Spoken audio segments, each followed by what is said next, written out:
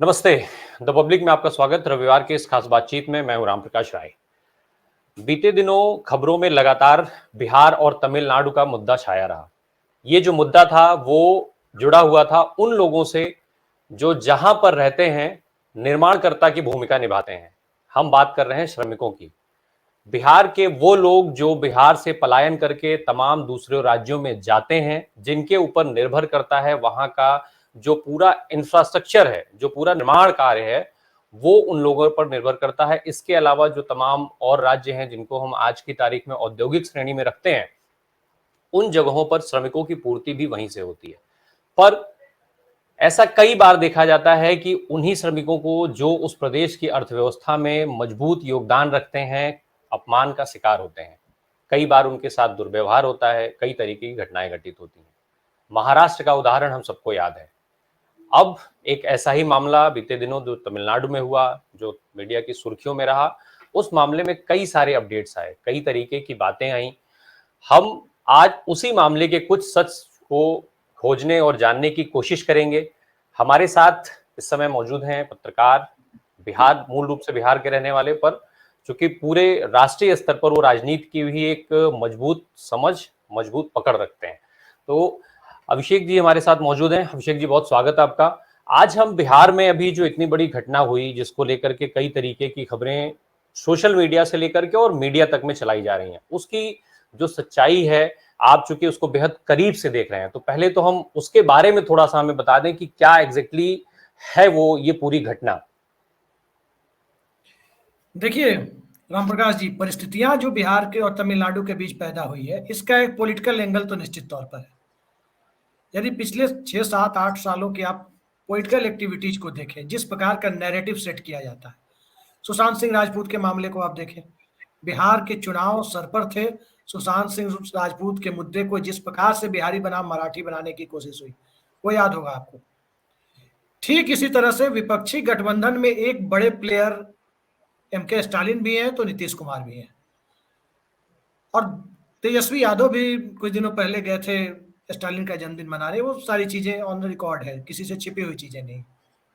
तो वो एक जनता के बीच में या राजनीतिक दलों के बीच में जिस किसी भी लेवल पर दरार पैदा करने की कोशिश हो, ऐसी कोशिशें कुछ राजनीतिक दलों के द्वारा की जा सकती है, क्योंकि एक पॉलिटिकल नैरेटिव इसी प्रकार से सेट करने का एक पैटर्न पिछले कुछ दिनों से चल रहा है।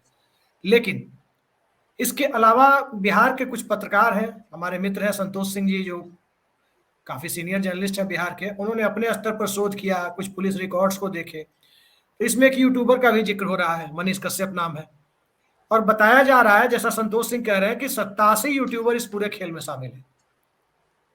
और इन सब के साथ साथ इसका एक आर्थिक एंगल भी बताया जा रहा है। आर्थिक एंगल ये है कि हम सबको पता होगा कि इंडिया की टेक्सटाइल इंडस्ट्री पे गुजरात कभी राज करता था। आज भी गुजरात का ठीक ठाक स्टेक है। सूरत की धागा इंडस्ट्री को माना जाता है कि पूरे देश में टेक्सटाइल इंडस्ट्री को धागा सप्लाई करने में उसका एक बड़ा रोल रहा है। बहुत बड़ी इंडस्ट्री वहां चलती रही है। लेकिन जब से तमिलनाडु में तिरुपुर का इलाका धागा के मामले में सूरत को पीछे छोड़ता दिखा है, तब से एक अलग तरह की व्यावसायिक लड़ाई भी है। और गुजरात लॉबी और गुजरात का जिक्र क्यों हो रहा है, ये हमारे दर्शक भी समझते हैं, आप भी समझते हैं, सारे लोग समझते हैं। तो कई सारे एंगल इस मामले के निकल रहे हैं, लेकिन सबका लब्बो लुआब यही है कि मामले को अलग रंग दे करके और विपक्षी गठबंधन में दरार डालना, दो राज्यों के बीच में दरार डालने की कोशिश, ये किसी व्यक्ति की, किसी संस्था की या किसी राजनीतिक दल की भी हो सकती है। और जिस व्यक्ति का, जिस यूट्यूबर का आमतौर पर लोगों के दिमाग में जो सबसे पहले नाम आ रहा है, उस यूट्यूबर के बारे में कहने की जरूरत नहीं है कि जो पोल पट्टी खुली है उसमें यह भी दिखाया गया है कि फर्जी तरीके से बैंडेज लगाकर, फर्जी तरीके से पट्टी वगैरह बांध करके, खुद को घायल दिखाकर, लोगों को घायल तथा कथित रूप से घायल दिखाते हुए खुद को वीडियो पे बोलने के लिए प्रेरित करने का आरोप, ये सारे आरोप लग रहे हैं और इन सारे की पुष्टि होती हुई भी नजर आ रही है। उसके बाद से ऐसे यूट्यूबर फरार है। तो सोशल मीडिया के सदुपयोग के साथ दुरुपयोग की जो बातें होती है, उसका भी एक एंगल इस पूरे मामले में है। पॉलिटिकल एंगल के साथ साथ आर्थिक एंगल का जिक्र मैंने कर ही दिया। तो आप इससे अंदाजा लगा सकते हैं कि किस परिस्थितियों में ये बिहार और तमिलनाडु के एंगल को ले जाने की कोशिश हो रही थी। ये तो दोनों राज्यों की पुलिस को इस बात के लिए दाद देनी चाहिए कि उन्होंने समय रहते इस मामले को पकड़ लिया, वरना आज भी देखिए गोधरा के बाद जिस ढंग का नैरेटिव बनाया गया वो पूरे देश ने देखा कि क्या हुआ। गोधरा की घटना के बाद वहां के तत्कालीन मुख्यमंत्री ने क्या कहा था, जब दंगे छिटपुट दंगे शुरू हुए थे तब क्या कहा था कि ये न्यूटन के तीसरे गति नियम की का पालन हो रहा है यहाँ पे, third law of motion, Newton third law of motion, जिसमें कहा जाता है प्रत्येक क्रिया की बराबर और विपरीत प्रतिक्रिया होती है। और उसके बाद किस तरह का वायलेंस हुआ ये भी कहने की जरूरत नहीं। लेकिन बिहार में सत्ता दूसरी है, तमिलनाडु में सत्ता दूसरी है, वहां इस तरह की चीजें नहीं हो पाई। अब आगे देखिए पुलिस की कार्रवाई है, प्रशासनिक कार्रवाई है, राजनीतिक स्तर पर भी स्वाभाविक है कि जब राजनीतिक कोशिशें इसमें होंगी, राजनीतिक चालों की बात होगी, तो दूसरे राजनीतिक दल भी इसमें अपनी रोटी सेकने के लिए सामने आएंगे। तो ये सारी चीजें अभी चलेंगी। जी जी, एमके स्टालिन जी ने तो सीधे सीधे आरोप ही लगा दिया था भारतीय जनता पार्टी पे कि ये सारा जो है नैरेटिव सेट किया हुआ भारतीय जनता पार्टी का है और वो राज्यों को लड़ाने का काम कर रही है। वो पूरा खुल करके उन्होंने बोला ही है। ये सियासत से अलग एक बात ये है कि बार बार हम ऐसी घटनाएं देखते रहते हैं। बिहार के लोग तमाम राज्यों में ये सब चीजें, अभी महाराष्ट्र सबसे बड़ा उदाहरण है, एक दशक हालांकि उस चीज को बीत चुका है। और वो समय एक लंबा दौर था जब इस तरीके के श्रमिकों को खूब संघर्ष करना पड़ा। करीब करीब 3-4 सालों तक वो संघर्ष चला। बाला साहब ठाकरे उस समय जीवित थे। उनके जो बयान थे जिसमें उन्होंने गोबर का कीड़ा और क्या क्या कहा था, इन सबकी जो परिस्थितियां पैदा होती हैं, ये तो ठीक है कि एक सियासत की बात हो गई कि सियासत ऐसी ऐसी चीजें हुई, पर मीडिया रिपोर्ट्स ये भी कह रही हैं कि वहां से बड़ी संख्या में लोग लौटे हैं। अब ये जो लोग बिहार में लौटे हैं उनसे जो मीडिया हाउसेस ने बात की, उन्होंने कहा कि भाई वहां पे हमारे साथ दुर्व्यवहार होता है, हम इसलिए लौट करके आ रहे हैं। तो क्या इस एंगल से नहीं देखा जाना चाहिए ये चीजें? ठीक है, पहली चीज ये है कि जब तक मजदूर और मजदूरी ये दोनों चीजें एग्जिस्ट करेंगी, दुर्व्यवहार की परिभाषा को उसी एंगल से हमें देखना चाहिए। कार्ल मार्क्स की पूरी थ्योरी हैव्स और हैव नॉट्स के आधार पर आधारित है। जहां भी मजदूरी होती है वहां शोषण की गुंजाइश होती है। तो एक तो दुर्व्यवहार का कारण वो दिखता है, लेकिन जिस आधार पर दुर्व्यवहार की बात की जा रही है उस आधार पर दुर्व्यवहार का कोई कारण हमें नजर नहीं आता। और जो मजदूरों के साथ दुर्व्यवहार होता है वो दुनिया के का कोई ऐसा देश आप बता दीजिए जहां तमाम लेबर लॉ एग्जिस्ट करते हैं और क्या इसके बावजूद वहां मजदूरों के साथ दुर्व्यवहार नहीं होता। कहीं वेजेज को लेकर के, तो कहीं रेसेज को लेकर, कुछ तमाम तरह की चीजें चलती रहती है। समय पर पैसा नहीं मिलता है, मिलता भी है तो लेकिन कम यहाँ मिलता तो है। भाषाई आधार पे बात होती है ना कि, लेकिन यहाँ तो भाषाई आधार पे बात होती है ना कि वो बिहारी हैं इसलिए ऐसी चीजें उनके साथ हो रही हैं। जो भी अभी तक घटनाएं देखी जाती है उसमें ज्यादा यही सुनने में आ जाता है कि वो भाषाई आधार पर उनके साथ दुर्व्यवहार किया जा रहा है। तो एक भारत के अंदर अब जी आपको मैं ले चलता हूं, जो बात आप कह रहे हैं 4-5 साल पहले की बात है। तमाम पोस्टर आपको दिखाई दी होंगी, कैराना से पलायन हो रहा है, एक खास धर्म विशेष के लोगों का पलायन हो रहा है। बाद में सारे फर्जी निकले। जी कहीं किसी को पलायन के कोई सूत्र वहां पर नहीं मिले थे कि पलायन हो रहा है। तो इस तरह का नैरेटिव सेट किया जाता है। कुछ लोग ऐसे बोलने वाले भी मिल जाते हैं जो किसी खास राजनीतिक विचारधारा से, किसी राजनीतिक दल के बहकावे में आ जाते हैं या उस विचारधारा में रचे बसे होते हैं। फिलहाल ऐसा नहीं दिखता कि तमिलनाडु में बिहार के मजदूरों के साथ कोई दुर्व्यवहार जैसी घटनाएं हुई है। निजी तौर पर कुछ मामला हुआ हो ये मैं नहीं कहता। अब एक वीडियो कल से चल रहा है, हालांकि मैं उसकी सत्यता की पुष्टि नहीं करता, कि एक बिहारी की वहां तमिलनाडु में शादी कर ली, उसकी मृत्यु हो गई है, उसकी पत्नी कह रही है कि आत्महत्या की है, लेकिन कुछ लोग उसे हत्या बताने पे तुले हुए हैं। अब क्या सच्चाई है क्या नहीं है ना हम जानते हैं ना आप जानते हैं। लेकिन इस तरह की चीजें जब उठती है, क्षेत्रवाद की भावना, और क्षेत्रवाद की भावना को इस ढंग से जब उभारा जाता है, जब मजदूर, एक कम पढ़ा लिखा व्यक्ति जिसका शैक्षणिक और एकेडमिक रिकॉर्ड कुछ नहीं रहा हो या नाम मात्र का रहा हो, तो वहां पे बहकावे की गुंजाइश ही ज्यादा होती है। जब पढ़े लिखे लोग आज के जमाने में भाग जाते हैं तो अब क्या करेंगे। वास्तविकता पर अगर बात करने पर उतर जाए तो हम और आप जो लिवाइस की जीन्स पहनते हैं वो भी बांग्लादेश से बन के आ रही है। जितने टी शर्ट हम और आप पहन के रोज रोज अलग अलग चैनलों में बैठते हैं वो भी बांग्लादेश से बनकर आ रहे हैं, क्योंकि वहां मजदूरी कम है। तमाम दुनिया की बड़ी कंपनियां वहां शिफ्ट हो गई है और आज ये 13 से 18 के बीच में हुआ है। और नतीजा ये हुआ है कि 40 लाख के आसपास टेक्सटाइल इंडस्ट्री में काम करने वाले सस्ते मजदूर ढाका शहर की पेरीफेरी में है, सिर्फ ढाका शहर की। तो अब क्या कहेंगे, बांग्लादेश की पर कैपिटा इनकम हमसे ऊपर चली गई है, इस पर कोई बहस करता हुआ नहीं दिखेगा। बहस किस पे होगी, तो वहां बिहारियों को मारा गया, वहां बंगालियों को मारा गया। सुशांत सिंह राजपूत अभिनेता थे, उनकी मौत किस तरह से हुई, इस पर आज तक कोई भी स्पष्ट खुलासा नहीं हो पाया कि वो वाकई आत्महत्या थी, आत्महत्या की थ्योरी को ज्यादा बल मिला या उसके पीछे कोई और एंगल था, ये कुछ नहीं निकला। लेकिन बिहारी वर्सेस मराठी बनाने का पूरा पूरा इंतजाम उसमें आपको दिखाई दिया। तो ये तमिलनाडु में भी हो रहा है। जिस समय बिहारी मजदूर पैदल चल रहे थे सूरत से लेकर के और गुजरात के दूसरे इलाकों से और देश के दूसरे इलाकों से पैदल बिहार के सहरसा, सुपौल और जो सीमावर्ती जिले हैं कुशीनगर, मोतिहारी, बेतिया, ये सब जा रहे थे जब मजदूर, उस वक्त तो किसी को बिहारी मजदूरों का दर्द दिखाई नहीं दे रहा था। कितने मजदूर रास्ते में मर गए थे। फिर किसी तरह की कोई घटना यदि हुई, यदि वो वास्तविकता में भी हुई और उसे कुछ यूट्यूबर बढ़ा चढ़ा के दिखाने में उस घटना को और आगे ले जाने की स्थिति में अगर दिखाई देते हो, तो निश्चित तौर पर जो राज्य पुलिस ने दोनों जगह पे कार्रवाई की है उस त्वरित कार्रवाई की प्रशंसा होनी चाहिए। और जिन लोगों के साथ घटना हुई है उसकी भी इंक्वायरी होनी चाहिए कि क्या वाकई ये हुई है या वाकई वो किसी बहकावे में आकर ऐसी बातें बोले। वो तो एक जांच कमेटी सरकार, बिहार सरकार की तरफ से वहां पर भेजी गई है और जांच के उसमें कई सारी चीजें हैं। लेकिन इन सबसे जब हम अलग हटते हैं, एक सियासत को पूरी तरीके से किनारे छोड़ दें, सरकार की जहां तक हम बात कर रहे हैं, जैसा आप कह रहे हैं कि बहुत त्वरित कार्रवाई पुलिस ने किया, ठीक है, लेकिन सरकार की तरफ से बिहार में जो चीजें हैं, भाई तेजस्वी यादव कहते हैं कि वीडियो फेक है, नीतीश कुमार एक जांच के लिए कमेटी बना देते हैं, वो जांच करने जाती है, वो सारी चीजें हैं, पर बात रोजगार की कभी नहीं हो पा रही है। रोजगार की बात अभी तक ना तो मुख्यमंत्री ने किया ना उप मुख्यमंत्री ने किया। हालांकि ये स्थिति पूरे देश में है, इस बात से इनकार नहीं किया जा सकता है कि कोई भी सरकार हो, जब भी आप महंगाई, बेरोजगारी जैसे मुद्दों पर बात करेंगे तो सरकारों ने हमेशा चुप्पी साध ली है। इस समय आप इस मुद्दे पर किसी से कोई सवाल नहीं कर सकते। वैसा ही नजारा बिहार में भी बना हुआ है। आप रोजगार की बात कर रहे हैं, मैं आपके सामने एक डेटा रखता हूं। जाने 2 राज्यों का ही डेटा मैं रखता हूं। एक राज्य है गुजरात, एक राज्य है बिहार।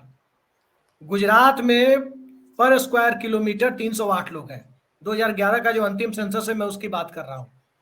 और बिहार में उतने ही दूर में 1 स्क्वायर किलोमीटर में 1106 लोग हैं।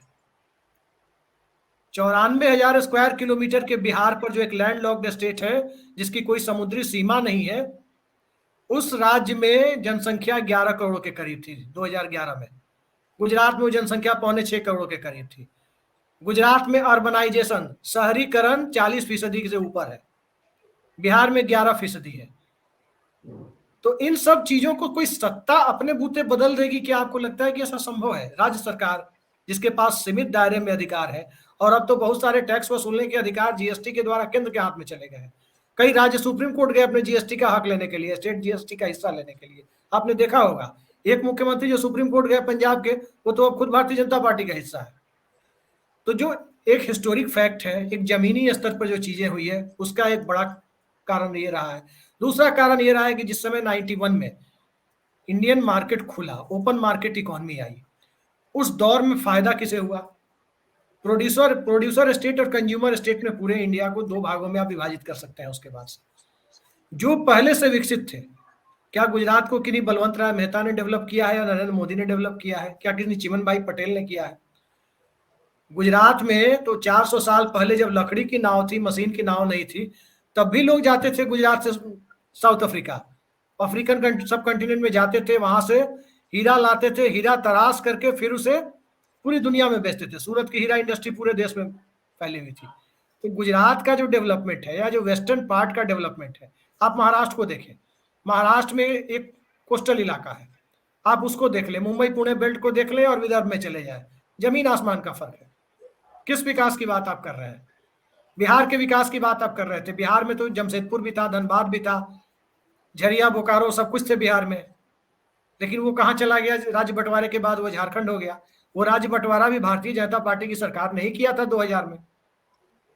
तो पर कैपिटा, आप एक चीज हमें और बता दीजिए, आप केवल 40 किलोमीटर चौड़ी और तकरीबन 250 किलोमीटर लंबी पट्टी है, अहमदाबाद से शुरू होकर सूरत तक चली जाती है।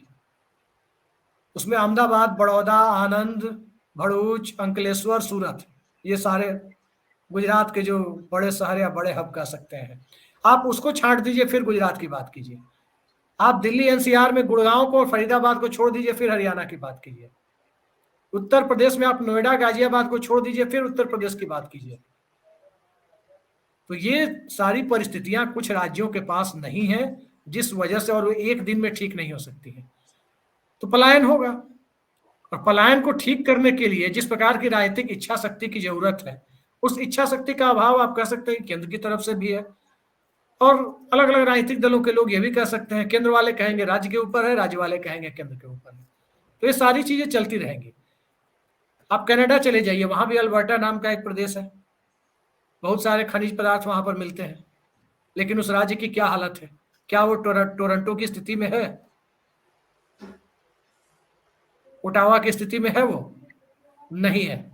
यूएस में चार्ल्सटन जैसे जो इलाके हैं, क्या वो लॉस एंजल्स और न्यूयॉर्क की स्थिति में है? नहीं है। तो पूरे देश में एक तो गैंगेटिक प्लेन में एक हिस्टोरिक फैक्ट है कि गंगा का जो मैदानी भाग है, वहां सदियों से जनसंख्या का घनत्व ज्यादा रहा है, और इंडस्ट्रियल रिवॉल्यूशन के बाद ये सब इलाके वंचित रह गए। तो इन इलाकों में कोई मैजिक बुलेट नहीं है जिससे कि समस्या का समाधान हो जाएगा और पलायन रुक जाएगा। भाई, जिस इलाके में 1 स्क्वायर किलोमीटर में 1100-1200 लोग हैं, आप किसको विस्थापित करेंगे इंडस्ट्री लगाने के लिए? ये तो बताइए। जमीनें कहां से आएंगी? गुजरात से, सिंगूर से जब विवाद हुआ टाटा नैनो को लेकर, नरेंद्र मोदी जी ने, गुजरात के मुख्यमंत्री थे तब, बंगाल में जब विवाद हुआ नैनो को लेकर, तुरंत उन्होंने सानंद में जमीन दे दी, क्योंकि वहां जमीन देने के लिए है। वहां 1,94,000 स्क्वायर किलोमीटर जमीन है गुजरात का जो क्षेत्रफल है, जिसमें 5.5-6 करोड़ लोग थे तब। बिहार में केवल 94,000 स्क्वायर किलोमीटर जमीन है, इस पर 11 करोड़ लोग हैं। तो पलायन तो होगा, मौजूदा दौर में पलायन होगा, इसको आप रोक नहीं सकते। पलायन रोकने के लिए जिस तरह की चीजें चाहिए, उसके लिए बहुत बड़ा आमूल चूल परिवर्तन करना होगा, जिसके लिए ना तो जनता मानसिक तौर पर तैयार है, और न ही जनता को नाराज करने के लिए कोई सरकार तैयार है। ये वास्तविकता है। जी जी, तो इसका जो भौगोलिक हिसाब किताब है उसको अगर समझा जाए तो उसके हिसाब से ये है कि वहां पर इन चीजों को मैनेज नहीं किया जा सकता है। लेकिन फिर क्या इसका मतलब ये है कि बिहार के लोगों के लिए जो दरवाजे हैं विकल्प के, वो बंद हैं पूरी तरीके से? निश्चित तौर पर बंद नहीं है। आप बिहार की परिस्थितियों को देखें या पूर्वांचल की परिस्थितियों को देखें, यहाँ जिस प्रकार के इंडस्ट्रियलाइजेशन के लिए स्कोप है, वो स्कोप है एग्रो बेस्ड इंडस्ट्री के लिए, कृषि आधारित उद्योगों के लिए। आप और साफगोई के साथ मैं कहता हूं कि चीनी उद्योग की दुर्दशा को ठीक करने के लिए किसी राज्य सरकार के पास, चाहे किसी दल की सरकार रही हो, कोई इच्छा शक्ति आपको दिखाई देती है? शुगर बेस्ड इंडस्ट्री के लिए, मखाना बेस्ड इंडस्ट्री, लीची उद्योग, लीची की प्रोसेसिंग के लिए कुछ दिखाई देता है? तो ये लखनऊ से लेकर आप कटिहार तक चले जाएं, इस पूरे बेल्ट की यही स्थिति है, क्योंकि यहाँ जिस प्रकार की राजनीतिक इच्छा शक्ति की जरूरत है, संभवतः वो इच्छा शक्ति देश के किसी भी राजनीतिक दल में मोटे तौर पर अब तक दिखाई नहीं देती है। जनता भी कमोबेश इसके लिए तैयार नहीं है, क्योंकि जनता का भी बहुत बड़ा हिस्सा आप देखेंगे तो एक प्रवृत्ति पाई जाती है कि वो सूरत जाकर के, वो मुंबई पुणे जाकर के 20,000 रुपए महीने का काम करेगा, लेकिन अपने घर पे 20,000 रुपए का काम उसको अगर करना पड़े, स्वरोजगार खड़ा करना पड़े, नहीं करेगा। 90% पलायन किस लिए होता है? आप भूल जाइए सॉफ्टवेयर इंडस्ट्री को। इंडिया में सॉफ्टवेयर में तकरीबन 35 लाख लोग अभी काम कर रहे हैं, उसमें मुझे लगता है कि 30% के करीब बिहार और पूर्वी उत्तर प्रदेश के लोग होंगे, 30 से 40%, यानी तकरीबन 15 लाख लोग पूर्वी उत्तर प्रदेश और बिहार के होंगे। लेकिन एक भी आईटी हब कोई हैदराबाद, बेंगलोर और पुणे की तरह नहीं मिलेगा आपको इन इलाकों में। तो ये सब काम राज्य सरकारें कर सकती थी कि कम से कम पढ़े लिखे लोगों का पलायन रोक सकती थी। पढ़े लिखे लोगों का पलायन रुकता है तो उसकी पेरीफेरी में दूसरे स्तर का पलायन भी रुकता है। वो पलायन कैसा होता है? वो पलायन होता है खोमचा लगाने वालों का, वो पलायन होता है कंप्यूटर ठीक करने वालों का, लैपटॉप ठीक करने वाले बेचने वालों का, वो ऑप्टिक फाइबर बिछाने वालों का, दिन रात हमारे आपके घर में जो वाईफाई के तार ठीक करते रहते हैं आकर के, उनका पलायन होता है। वो ऑटो वाले का होता है। वो सारे पलायन रुक सकते थे, लेकिन उन पलायनों को रोकने की दिशा में कोई इच्छा शक्ति मुझे दिखाई नहीं देती। जी, हम जब भी चुनाव की बात होती है, राजनीतिक दल जो बिहार के हैं वो बड़े जोर शोर से एक मांग उठाते हैं विशेष राज्य का दर्जा। इसकी बात हालांकि जो खुद प्रधानमंत्री भी वहां पर जाके इसको अनाउंस कर आए थे, जिसको लेकर के अभी जब महागठबंधन की रैली हुई उसमें तेजस्वी यादव ने बकायदा उनको घेरने की कोशिश की, उनको ललकारा भी उस चीज के लिए। विशेष राज्य का दर्जा मिल जाने के बाद बिहार की ये जो समस्याएं हैं वो कितनी सॉल्व हो जाएंगी, जिसके लिए राजनीतिक दल जो क्षेत्रीय हैं वहां पर बिहार में, नीतीश कुमार जब सत्ता में थे भारतीय जनता पार्टी के साथ, तब वो उसको दर्जा नहीं दिलवा पाए, अब उसकी मांग हो रही है। इससे कितना परिवर्तन होगा हालात में बिहार के? आपने बड़ा अच्छा सवाल किया है विशेष राज्य के दर्जे वाला। और जिस रैली की और प्रधानमंत्री की जिस स्पीच की आप बात कर रहे हैं, 2015 के विधानसभा चुनाव में नरेंद्र मोदी ने बिहार में कहा था ये, और वो स्पीच मैंने भी सुनी थी टेलीविजन पे। और वो स्पीच मुझे स्पष्ट तौर पर ये कहने में कोई गुरेज नहीं है कि वो देश के प्रधानमंत्री की स्पीच नहीं, बल्कि भारतीय जनता पार्टी के प्रधानमंत्री की स्पीच थी। उस स्पीच की जितनी भी कड़ी निंदा की जाए, उसे करने से गुरेज नहीं करना चाहिए। क्या कहा था प्रधानमंत्री ने कि अगर बिहार में भाजपा की सरकार बनी तो हम विशेष राज्य का दर्जा देंगे। यही कोऑपरेटिव फेडरलिज्म है कि हमारी सरकार आप बनाइए तो हम दर्जा देंगे, आप नहीं बनाएंगे तो हम नहीं देंगे। क्या यही डेमोक्रेसी है? क्या ये प्रधानमंत्री की भाषा होनी चाहिए? आप प्रधानमंत्री के कैंडिडेट की भाषा हो सकती है कि आप केंद्र में हमें सत्ता में लाएं तो हम ये काम करेंगे।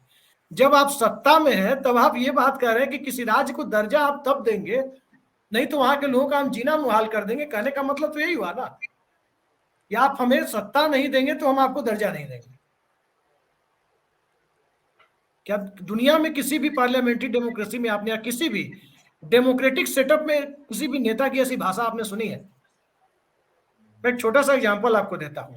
2005 के नवंबर में नीतीश कुमार मुख्यमंत्री बने थे बिहार के, और उस वक्त बिहार में सड़कों की स्थिति बहुत खराब थी, बहुत ही खराब थी सड़कों की स्थिति। नीतीश कुमार दिल्ली आए, मनमोहन सिंह और योजना आयोग के उपाध्यक्ष मोटेक सिंह अहलूवालिया दोनों से उनकी मुलाकात हुई, और जब पटना लौटे तो एयरपोर्ट पे पत्रकारों ने उन्हें घेर लिया था, और उन्हें उनसे पूछा गया कि आप दिल्ली गए थे तो क्या कुछ लेकर आए हैं बिहार के लिए? ये मुख्यमंत्री बनने के तुरंत बाद की बात है। तो नीतीश कुमार का एक स्टेटमेंट था जो आज भी चर्चित है काफी, कि हम झोला लेकर गए थे और बोरा भर के लाए हैं। ये कहने का मतलब क्या था? यानी उस वक्त बिहार में एनडीए के मुख्यमंत्री थे नीतीश कुमार, और मनमोहन सिंह यूपीए के प्रधानमंत्री थे, लेकिन जितनी उम्मीद लेकर नीतीश कुमार गए थे, उनके शब्दों में उससे ज्यादा पैसा उनको केंद्र सरकार ने बिहार के लिए देने की हामी भरी थी। तो ये होती है डेमोक्रेसी। मैंडेट मिलने के बाद किसी दल की सरकार नहीं होती है, उस राज्य या उस केंद्र की सरकार होती है। और रही बात विशेष राज्य के दर्जे की, तो देखिए विशेष राज्य के दर्जे से फायदा क्या होता है? विशेष राज्य के दर्जे से जो फायदा होता है वो ये है, जिन राज्यों को पहले विशेष राज्य का दर्जा था, किन्हें था?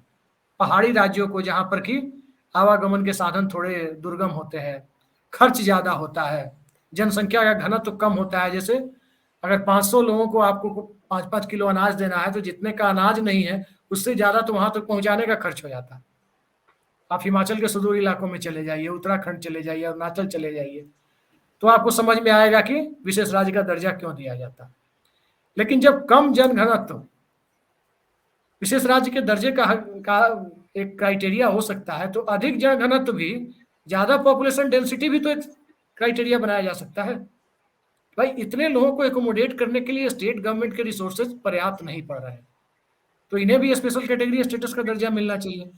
मनमोहन सिंह जी के बाद जब सरकार बनी मोदी जी की, मोदी जी ने वो विशेष क्राइटेरिया वाला फॉर्मूला खत्म कर दिया। आपको याद होगा योजना आयोग खत्म कर दिया गया, नीति आयोग बना। और पहले होता क्या था, ढिढोरा क्या पीटा गया, उसको आम जनता इस टेक्निकलिटी को नहीं समझती है। पहले होता था जो सेंट्रल टैक्सेज होते हैं, जो इकोनॉमी जानने वाले होंगे उन्हें पता होगा, जितने तरह के सेंट्रल टैक्सेज होते हैं उसमें 32% राशि का डिवोल्यूशन स्टेट गवर्नमेंट को होता था। जो टैक्स सेंट्रल गवर्नमेंट कलेक्ट करती है उसका 32% स्टेट गवर्नमेंट को। मोदी जी ने कहा कि अब 42% हम करेंगे। 42% पहले भी होता था, ध्यान दीजिएगा।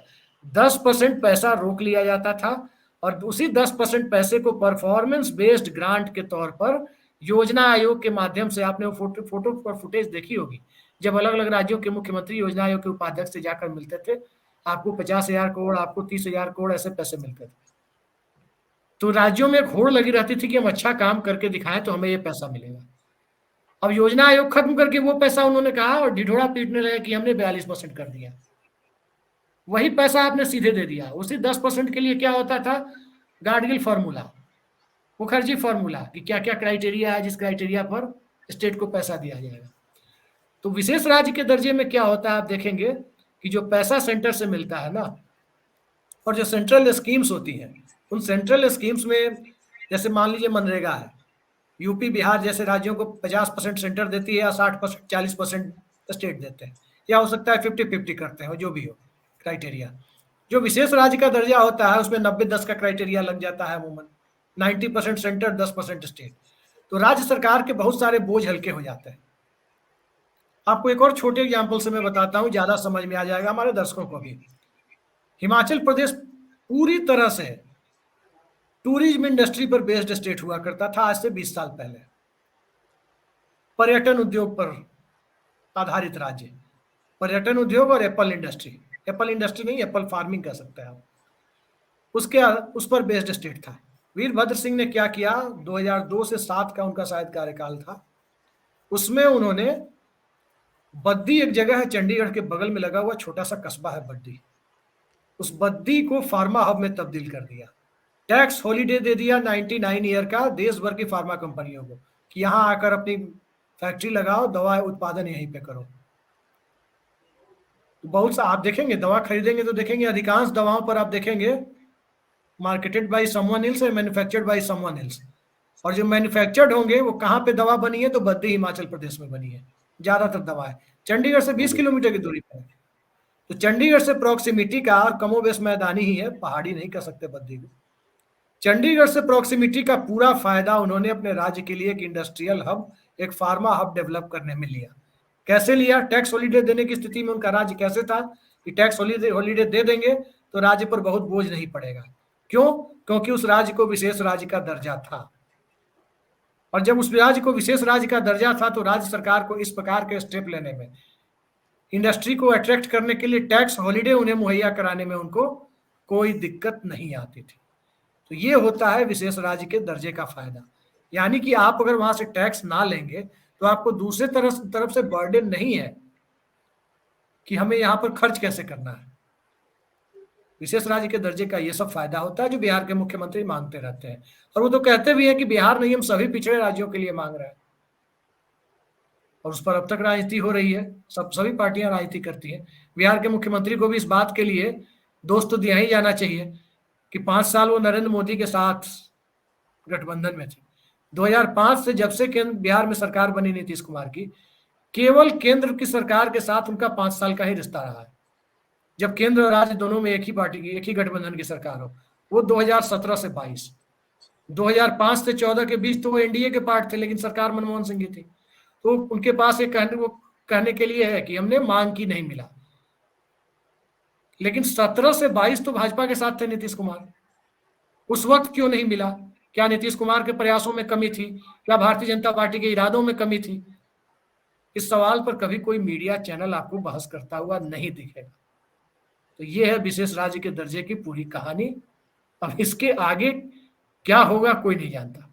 जी जी, चलते चलते अंतिम एक सवाल, जो हम बात कर रहे थे, हमने श्रमिकों की बात को उठाने की इसमें शुरुआत में, श्रमिकों के लिए जैसे केरल एक ऐसा राज्य है जहां पर बिहार के जो श्रमिक जाते हैं या जो बाहर से श्रमिक आते हैं उनको खास वर्कर का दर्जा मिला हुआ है, वहां पर उनको कुछ सुविधाएं भी अलग से सरकार की तरफ से दी जाती हैं। क्या इस तरीके का कोऑर्डिनेशन, चूंकि बिहार में बड़ी संख्या में ये पलायन है, तो क्या इस तरीके का कोऑर्डिनेशन बिहार की सरकार को दूसरे स्टेट्स जो जहां पर बिहार के लोग जाते हैं उसको बना करके और ये जो समस्याएं हैं उसको हल करने का रास्ता निकालने के लिए आगे आकर के प्रयास नहीं करना चाहिए? देखिए, राज्य सरकारें अपनी तरफ से, चाहे कोई भी राज्य सरकार हो, जिस राज्य के लोग जाते हैं उस राज्य की सरकारें प्रयास करती हैं, लेकिन जिस राज्य में लोग जाते हैं उस राज्य की सरकार इस समस्या के प्रति कितनी गंभीर है, यहां सवाल बड़ा हो जाता है। राज्य सरकारों के पास, जहां से मजदूर जाते हैं, उनके पास तो मजबूरी है, वो अपने श्रमिकों को रोक नहीं सकते हैं कि तुम मत जाओ, क्योंकि वो उतना रोजगार देने की स्थिति में नहीं है। कोई भी आदमी जो पलायन करता है मजबूरी में करता है, इस बात को ध्यान रखिए, शौकिया पलायन नहीं होता। तो जब मजबूरी में पलायन होता है तो इसका सीधा मतलब है कि स्टेट गवर्नमेंट के पास इतने रिसोर्सेज नहीं है कि वो रोक सके। दूसरी जो गवर्नमेंट होती है, दूसरी गवर्नमेंट, अब कई जगह केरल की बात आपने की, केरल में चाहे वो यूडीएफ हो या एलडीएफ हो, दोनों का रुझान लेफ्ट लिबरल रहता है। एक लिबरल लेफ्ट की स्थिति में सिर्फ सत्ता का कपड़ा बदल लेते हैं, जैसे हम वैसे वहां लोग सत्ता बदल लेते हैं, चाहे यूडीएफ आए या एलडीएफ आए, काम दोनों वही करेंगे। ए के एंटनी नरसिम्हा राव के कैबिनेट में भी मंत्री थे, जो कई लंबे समय तक मुख्यमंत्री रहे, लेकिन उनकी आर्थिक नीतियों की उस वक्त भी वो आलोचना करते थे। तो आप अंदाजा लगा सकते हैं कि केरल की स्थिति क्या है। तो जब जहां भी लेफ्ट लिबरल पॉलिसी चलेगी, वहां पर डिप्राइव्ड सेक्शन के लिए पॉलिसी बनेगी, ये तय है। पश्चिम बंगाल में ज्योति बाबू की सरकार जब बनी थी 77 में, उसके बाद वहां मजदूरों के लिए, वर्गादारों के लिए काफी काम हुए थे, काश्तकारों के लिए बहुत काम हुए थे। तो ये परिस्थिति उन राज्यों में है। तमिलनाडु की जहां तक स्थिति है, तमिलनाडु में भी करुणानिधि की सरकार का झुकाव कहा जाता था कि एक लेफ्ट लिबरल रुझान ही उनका है। करुणानिधि के बाद वाले दौर में क्या परिस्थिति है, इसका तो अध्ययन करके या वहां जा करके एक रिपोर्ट की जाए, जमीनी हकीकत को देख करके, तभी कुछ कहा जा सकता है कि अभी लेबर राइट्स के प्रोटेक्शन के लिए वहां पर किस प्रकार के लॉ है और किस प्रकार से उसको इन्फोर्स किया जा रहा है। जी जी, बहुत बहुत धन्यवाद आपका। इतनी सारी जो ये महत्वपूर्ण तमाम सारी जो चर्चाएं चल रही हैं उस पर कुछ निश्चित तौर पर दर्शकों का भी इसमें क्लैरिटी उनको लेकर के आएगी। हालांकि एक सत्य ये भी है कि सरकारें अपना प्रयास करती हैं, अब उनका प्रयास कितना सफल होता है। दूसरा, जो सियासत है, लोकतंत्र में लगातार जो सियासत है उसमें सियासत वो किसी भी दल के तरफ से की जा रही हो, किसी भी राज्य में की जा रही हो, पर जब भी उस सियासत का नुकसान होगा तो वो आम आदमी को होगा और आम आदमी ही उस बोझ में दबता है, वही बलि का बकरा बनता है। बहुत बहुत धन्यवाद आपका अभिषेक जी, शुक्रिया सारे दर्शकों का भी। और निश्चित तौर पर हम ये मान के चलते हैं कि कुछ क्लैरिटीज इस मामले में आएंगी। अपनी राय हमें कमेंट में जरूर दीजिएगा। धन्यवाद।